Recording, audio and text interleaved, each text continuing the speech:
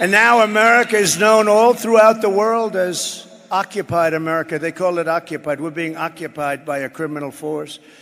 And we're an occupied state that refuses to let our great law enforcement professionals do the job that they so dearly want to do. You know, they want to do the job so badly, but they're threatened constantly. You're going to lose your pension. They don't want to do it. What is this ideology? It's so sick. But to everyone here in Colorado and all across our nation, I make this pledge and vow to you. November 5th, 2024 will be Liberation Day in America. It will be Liberation Day.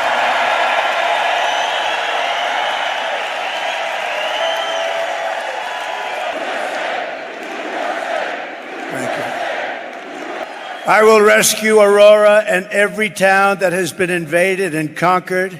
These towns have been conquered. Explain that to your governor. He doesn't have a clue.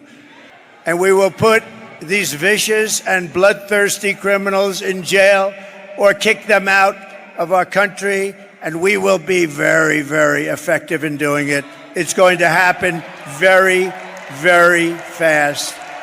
We're going to get them the hell out of our country. But my message today is very simple. No person who has inflicted the violence and terror that Kamala Harris has inflicted on this community can ever be allowed to become the President of the United States. We're not going to let it happen. But I've been waiting for this day, and we're here finally in Aurora, Colorado, to call the attention of the world, and unfortunately the world's already got its attention, to one of the most egregious betrayals that any leader in any nation has ever inflicted on its own people. What they've done to our country, what they're doing to our country. They're destroying, they are ruining our country. We are being led by stupid people. We cannot take it anymore. For the past 4 years, as the so-called Border Czar, the person in charge of our border, Kamala Harris, and you can't use the name Harris. You know, if you say Harris, nobody knows who the hell you're talking about.